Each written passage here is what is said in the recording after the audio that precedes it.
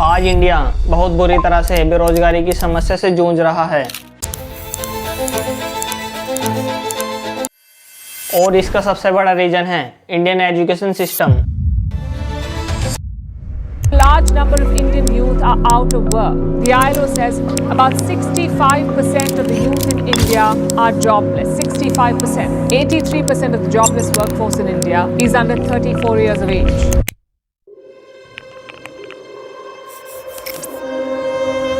ये एक ऐसा सिस्टम है जो स्टूडेंट को पास करना तो सिखाता है लेकिन रियल वर्ल्ड के लिए रेडी करना भूल जाता है। आइए 23 साल के अर्जुन मेहता की कहानी को सुनते हैं। जब अर्जुन ने अपने पुणे के इंजीनियरिंग कॉलेज से डिग्री ली तो उसे लगा उसका स्ट्रगल खत्म हो जाएगा। 4 साल की मेहनत, ट्यूशन का लोन, रात भर कोडिंग और असाइनमेंट्स, अब उसे लगता था कि सबका फल मिल जाएगा। उसे उम्मीद थी कि उसे एक अच्छी जॉब मिल जाएगी और उसकी सारी प्रॉब्लम्स खत्म हो जाएंगी, पर ऐसा हुआ नहीं। आज डिग्री लेने के 1 साल बाद भी अर्जुन के पास जॉब नहीं है। आज वो परेशान होकर वाराणसी अपने घर पर फिर से कॉम्पिटिटिव एग्जाम की तैयारी कर रहा है और ये भी कोई गारंटी नहीं है कि वो गवर्नमेंट एग्जाम भी साफ सुथरे तरीके से हो जाएगा। और ये कहानी सिर्फ अर्जुन की नहीं है, ऐसे लाखों स्टूडेंट्स हैं। हर साल करीब 30 लाख ग्रेजुएट अपने सपने को लेकर इंडिया के जॉब मार्केट में उतरते हैं। उनमें से आधे से ज़्यादा लोग जॉब के लिए रेडी भी नहीं होते हैं। मतलब डिग्री तो उनके पास होती है पर स्किल नहीं होती है जो कंपनी को चाहिए होती है। इसका नतीजा ये होता है लाखों अर्जुन जैसे ग्रेजुएट्स डिग्री लेकर अपने घर पर बैठे रहते हैं और उनके सामने से जॉब ऑफर्स निकल जाते हैं। इंडिया स्किल रिपोर्ट 2025 के हिसाब से सिर्फ 54.8% ग्रेजुएट ही जॉब के लिए प्रिपेयर हैं और यूथ अनएम्प्लॉयमेंट का हाल तो और भी ज़्यादा बुरा हो गया है। CMI डाटा के मुताबिक 20 से 24 साल के 44.5% यंग इंडियंस के पास जॉब नहीं है और ये सिर्फ एक नंबर नहीं बल्कि रियलिटी है जो लाखों मिडिल क्लास फैमिलीज को डायरेक्टली इफेक्ट करता है। स्टूडेंट्स एग्जाम के जाल में फंसे रहते हैं और करियर स्टार्ट होने से पहले ही उनके सपने धुंधले हो जाते हैं। यानी जिस एजुकेशन सिस्टम को देश को आगे बढ़ाना चाहिए वही उसे पीछे कर रहा है, क्योंकि ये एक लूप है और इस लूप में युवा फंसता जा रहा है। दोस्तों, हमारा एजुकेशन सिस्टम अभी भी आउटडेटेड और रोट लर्निंग पर अटका हुआ है, जहां ज़्यादातर बच्चे रट्टा मारकर याद कर रहे हैं। कितना सीखा उस पर कोई फोकस नहीं कर रहा है, समझने की कोशिश ही नहीं की जाती है और ये हैबिट इतनी गहरी हो गई है कि हमारे स्कूल और कॉलेजेस में ऐसा लगता है कि अब पढ़ाई का मतलब असली सिर्फ ये है कि आप एग्ज़ाम पास कर रहे हैं, मतलब आप पढ़ रहे हैं, मतलब सिर्फ ये देखा जा रहा है कि आपको कितना याद है, आपको कॉन्सेप्ट समझ में आया या नहीं। उस चीज़ की इम्पोर्टेंस बहुत कम है और इस तरह की पढ़ाई स्टूडेंट की ग्रोथ को रोक देती है। उन्हें आइडियाज़ को आपस में कनेक्ट करना ही नहीं आता है। डिग्रीज तो ले ली है पर उन डिग्रीज का करना क्या है ये किसी को समझ नहीं आता है। और इन सभी चीज़ों के कारण क्या होता है ना कि प्रैक्टिकल लाइफ की जो प्रॉब्लम होती है, एस्टिमेट है कि स्कूल में हर दिन लगभग 25% टीचर्स स्टेबल हैं। कुछ स्टेट्स में तो यह नंबर और भी ज़्यादा है, जैसे इंटरनेट भी सिर्फ 63% स्कूल में ही है। सरकारी स्कूल की हालत तो और भी ज़्यादा ख़राब है, वहाँ फैसिलिटीज़ ना के बराबर होती हैं और अगर होती भी है तो वो किसी काम की नहीं होती हैं। बात की जाए पॉलिसी लेवल की तो यहाँ पर भी हालात उतने अच्छे नहीं हैं। दोस्तों, सेंटर और स्टेट में प्रॉमिस किया कि साथ मिलकर एजुकेशन सेंटर में एनवायरनमेंट बढ़ाया जाएगा, ऊपर से कॉमर्शलाइजेशन और करप्शन ने सिस्टम को और भी ख़राब कर दिया है। प्राइवेट कॉलेजेस डोनेशन और हाई फीस लेते हैं और ज़्यादातर पॉलिटिक कनेक्शन के अंडर चलते हैं। जहाँ नेता रूलिंग पार्टी से होते हैं वहाँ प्राइवेट स्कूल और कॉलेजेस तेज़ी से ग्रो करते हैं, लेकिन क्वालिटी के लेवल पर नहीं, सिर्फ पैसे के लेवल पर। बाकी जगह पर स्कूल कॉलेजेस पीछे रह जाते हैं, फिर वो चाहे गवर्नमेंट हो या प्राइवेट सेक्टर हो। इसका रिजल्ट ये होता है कि डिग्री तो मिल जाती है लेकिन उसकी रियल वैल्यू बहुत कम रह जाती है। सच कहूँ तो आज एजुकेशन सिस्टम एक तरह से 21वीं सेंचुरी का सबसे सक्सेसफुल बिजनेस बन गया है, जहाँ एजुकेशन के नाम पर सबसे पहले यह देखा जाता है कैसे पैसे छापने का पूरा सिस्टम बनाया जाए। क्वालिटी और अफोर्डेबिलिटी जैसी चीज़ें तो बाद में याद आती हैं। अब ऐसा नहीं है कि रट्टा मारने वाली परंपरा भारत में शुरू से चली आ रही है।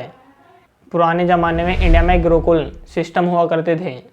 वहाँ बच्चे अपने गुरु के साथ जंगल में या फिर किसी सेक्लोडेड जगह पर रहते थे, वहीं उनकी पढ़ाई लिखाई होती थी।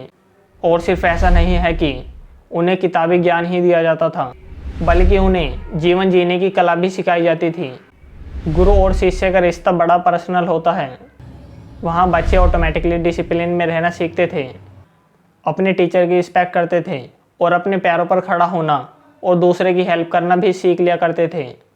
उस समय पढ़ाई का मतलब सिर्फ मार्क्स लाना नहीं होता था, बल्कि इंसान का ओवरऑल डेवलपमेंट होता था, सोच में, करैक्टर में और डेली लाइफ के स्किल में भी। लेकिन फिर सन 1835 में थॉमस बेबिंगटन मकोले ने अपना famous minute on Indian education लिखा। मकोले ने बोला संस्कृत और अरेबिक की जगह ब्रिटिश को इंग्लिश एजुकेशन को फंड करना चाहिए।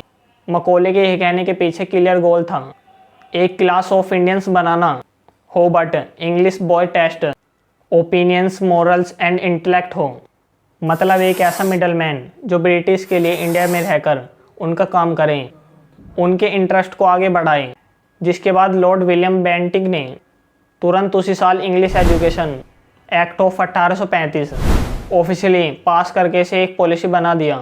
तब से हमारा नेटिव एजुकेशन सिस्टम पूरी तरह से बदल दिया गया। जो पहले क्यूरियोसिटी और creative based Gurukul education system था, वो धीरे धीरे ख़त्म होता गया। क्लासिकल लैंग्वेज जैसे संस्कृत, पार्शियन, अरेबिक उनका पढ़ाई में से गिरता चला गया और इंग्लिश लैंग्वेज के थ्रू एक वर्किंग क्लास डेवलप करना शुरू कर दी गई। इस बदलाव का इंडियन कल्चर और सोसाइटी पर एक लंबा असर पड़ा। जो लोग इंग्लिश एजुकेशन से निकलते वो धीरे धीरे अपने कल्चर रूट्स से दूर होते चले गए। इस इंग्लिश एजुकेशन सिस्टम का एक नतीजा यह भी रहा कि हमारे स्कूल आज भी वहीं एग्जाम सेंट्रिक ब्लूप्रिंट फॉलो करते आ रहे हैं, जिससे हम पास होने पर तो फोकस कर रहे हैं, लेकिन ओवरऑल डेवलपमेंट पे शायद नहीं। इसी वजह से आज बच्चों में एग्जाम्स को लेकर डर और प्रेशर क्रिएट हो रहा है। 2022 के डाटा के हिसाब से लगभग 13,000 स्टूडेंट्स हर साल इंडिया में अपनी जान ले लेते हैं और इसके पीछे का सबसे बड़ा रीजन होता है एकेडमिक प्रेशर, सोशल स्ट्रेस और स्कूल एंड कॉलेज में सपोर्ट्स और अवेयरनेस की कमी। एकेडमिक प्रेशर के साथ साथ पेरेंट्स और सोसाइटी भी इस पूरे सिस्टम में अपना 100% देते हैं चीज़ों को ख़राब करने में। आज इंडिया में पेरेंट्स और सोसाइटी के अकॉर्डिंग सक्सेस का मतलब सिर्फ यह है कि या तो आप एक अच्छा डॉक्टर बन जाओ, इंजीनियर बन जाओ या फिर कोई सरकारी नौकरी पा लो, आप सक्सेसफुल हो। इसलिए वो अपने बच्चों को फोर्स करते हैं और इन्हीं रास्तों पर धकेल देते हैं। और इसी पेरेंटल प्रेशर में इंडिया में कई बड़ी बड़ी कोचिंग इंडस्ट्रीज खड़ी कर दी हैं, जो सिर्फ एग्जाम के लिए स्टूडेंट को तैयार करने की एक फैक्ट्री बन चुकी है। और रियलिटी अगर देखी जाए तो इन एग्जाम्स की हालत भी देखो, चाहे नीट हो या जेई या कोई सरकारी नौकरी के लिए कॉम्पिटिटिव एग्ज़ाम हो, इन सभी एग्ज़ाम्स का सिलेक्शन रेट मुश्किल से 1 या 2% ही होता है। ऊपर से एग्ज़ाम्स टाइम पर होते भी नहीं हैं, और जब होते भी हैं तो उसमें आपको चीटिंग या फिर पेपर लीक जैसे केस देखने को मिल जाते हैं, जिसकी वजह से बच्चों पर मेंटल प्रेशर बढ़ जाता है। और इन्हीं सभी चीज़ों को ध्यान में रखते हुए इंडिया को अब अपने एजुकेशन सिस्टम को पूरी तरह से बदलना होगा। एक ऐसा सिस्टम बनाना होगा जो लोगों को सशक्त करे और सही मायने में डेवलपमेंट की तरफ ले जाए, ताकि हमारा यूथ फ्यूचर के लिए रेडी हो सके। इसके लिए करिकुलम को मार्केट डिमांड के साथ मैच करना होगा। कॉलेजेस में इंटर्नशिप और स्किल बेस्ड सर्टिफिकेट्स मैंडेटरी करने होंगे, जिससे लोग सिर्फ पढ़ना ना सीखे, सॉफ्ट स्किल जैसे communication, team work, critical thinking को स्कूल लेवल पर ही सिखाना होगा। एकेडमिक इंस्टीट्यूशन और इंडस्ट्रीज के बीच में पार्टनरशिप बनानी होगी, ताकि स्टूडेंट सिर्फ थ्योरी नहीं बल्कि रियल वर्ल्ड की स्किल भी साथ ही जितने कॉम्पिटिटिव एग्जाम होते हैं उन्हें सही टाइम पर और फेयर तरीके से करवाना होगा। आज के बदलते जॉब मार्केट में डिग्री कोई गारंटी नहीं है, वो सिर्फ एक स्टार्टिंग पॉइंट है। और सबसे इम्पोर्टेंट बात यह है कि IIT नीट के अलावा आर्ट्स, ह्यूमैनिटीज़ और बाकी भी स्ट्रीम है, जिसमें भी भरपूर स्कोप है, प्रोवाइडेड कि उस बच्चे का वहाँ इंटरेस्ट हो, वहाँ उसे जॉब ऑफर बताई जाएं, क्योंकि इन फील्ड की भी अपनी वैकेंसी हैं। तो सिंपल शब्दों में यह कंक्लूड करना चाहूँगा कि अगर अभी एजुकेशन सिस्टम में रिफॉर्म नहीं आया तो India developing side develop countries की लिस्ट में भी नहीं आ पाएगा। आज डिग्री सिर्फ कागज़ के टुकड़े बनकर रह गई है, और जब तक सिस्टम स्किल को इज्जत नहीं देगा तब तक भारत पीछे ही रहेगा। सुनने में कड़वा है मगर फैक्ट यही है। तो आप भी कमेंट करके बताओ कि फ़िलहाल आपके स्कूल और कॉलेजेस की स्थिति क्या है। और अगर यह वीडियो अच्छी लगी तो ऐसे और वीडियोस के लिए चैनल को सब्सक्राइब करके हमारे साथ ज़रूर जुड़ें। इस वीडियो को मैक्सिमम लोगों तक शेयर कीजिए, ताकि एक बदलाव लाने में आप भी हिस्सा बन सकें। आशा करता हूँ कि यह वीडियो आपको पसंद आई होगी।